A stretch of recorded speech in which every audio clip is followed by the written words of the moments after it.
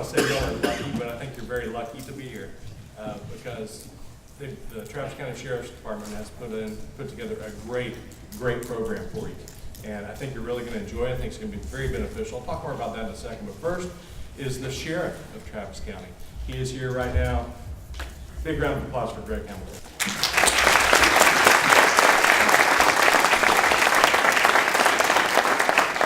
First of all, I'd like to say good morning, and I would like to thank the individuals that put this event on, that came to me, that talked about doing something about what's happening in our schools, and that's bullying. How many people have heard of all the bullying going on, not only in your school, but around the country? I hope everybody would raise their hand. And that's one of the things that we would like to address, and that's Kelly Page and Florence Brasenio, these two individuals. Please raise your hands.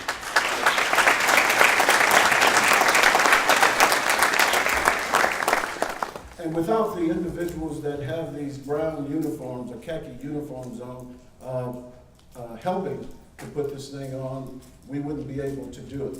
But also I'd like to thank the school districts. I think we have some athletic, I know we have one athletic director here. Do we have any athletic directors here? Would you please stand? Thank you. I believe we are going to have some superintendents here from school districts. We have superintendents, please stand.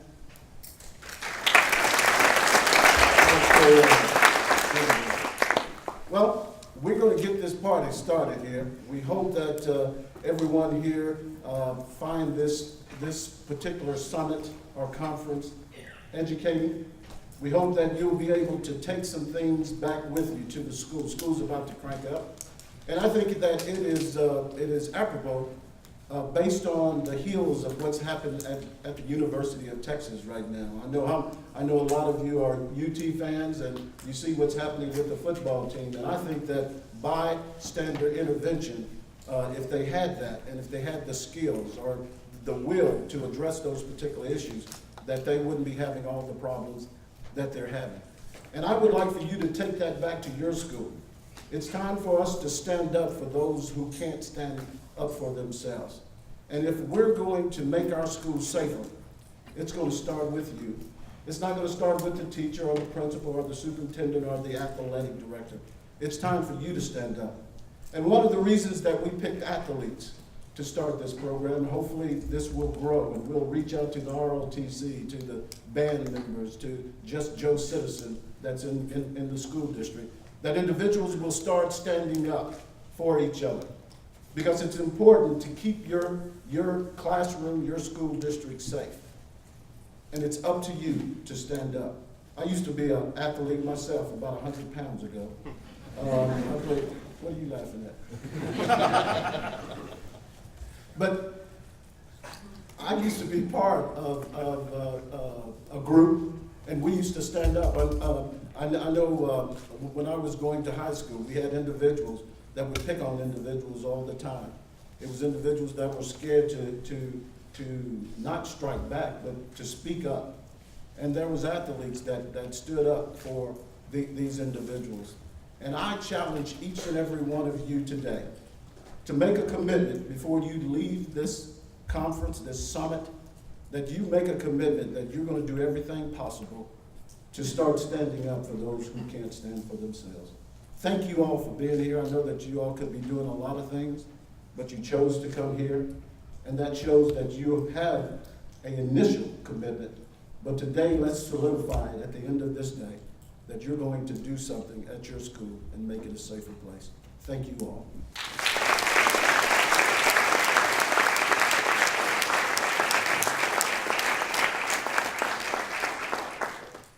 Her name is Beth Holloway, and like many people around the world, you may have heard about the disappearance of her daughter, Natalee Holloway, in Aruba, of all places. She just graduated from high school, so she was close to your age.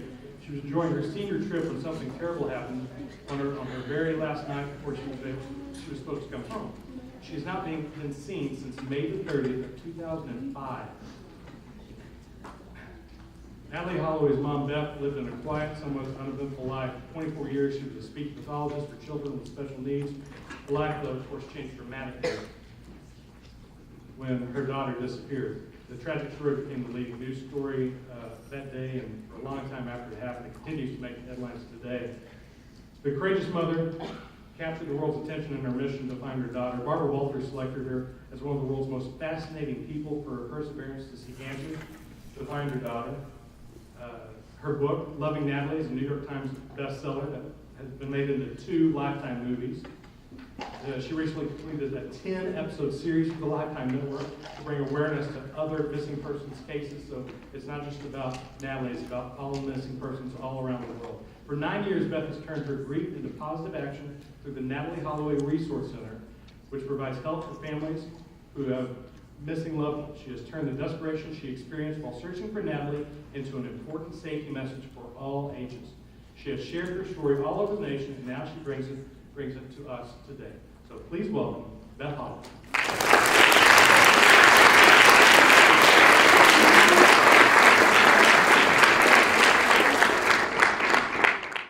You all have important choices to make. I bet you've been told all your life about watching out for your personal safety, never leaving a place with someone you don't really know. If you're not of legal age, do not drink alcohol. And wherever you're going, just to make sure that you never allow yourself to get in a situation or a condition in which you can no longer defend yourself or choose your free will. Students like you are at the age where your parents have loosened the reins and you're breaking out on your own. You're excited about your newfound independence. But you're somewhat caught between that healthy fear of danger your parents taught you and complacency. You're too old to be guarded by your parents, but too young not to be reminded that there are dangerous people in dangerous places in the world. So the best thing that I can ask you to do is to initiate your own full circle safety plan, no matter where you're going. I ask that you spend as much time thinking about how you will end your outing as you do in figuring out who you're going with, what you're wearing, and where you're going, bringing it full circle. Once Natalee got into that car, she was at the mercy of her abductors and could no longer save herself. But what if she'd made a plan with her friends that they would all leave together at the end of the night? What if they had set a time and a place to meet before the establishment? And what if someone would have followed that car and gotten her back? What if someone had intervened and physically prevented her from getting in that car? What if someone had notified authorities immediately instead of the next day? I don't blame anyone who was there. Natalee was a young adult, but she was in serious trouble and needed someone to intervene, whether it was by a close friend or a bystander. Well, even though you're on the threshold of young adulthood, you must always remember the safety rules. Never going anywhere alone, never leaving your beverage unattended, and not allowing yourself to get in a situation or a condition in which you can no longer defend yourself. If you feel uncomfortable about a situation, go with your gut feeling and get away. Be aware of what's going on around you and others, and to make a personal commitment that if you see someone who is in trouble, you will do something about it. Everyone here this afternoon, each and every one of you are in a unique position as athletes to have a very positive impact on others. People look up to you. You're champions. You're respected. You can change a bad situation by simply speaking up or notifying authorities or an adult that someone needs help and something needs to be done. Before Natalee left for Aruba, she was on top of the world. She had graduated from high school. She was on her way to college. She was savvy, and I was confident that I taught her all the things that she needed to know about the world around her. But she never saw this coming. She was blindsided.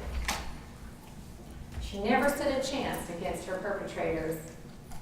You see, Natalee had a false sense of security there among her many friends. She must have felt that being in that establishment that night with all of her friends made her feel safe She felt too confident. She felt too safe.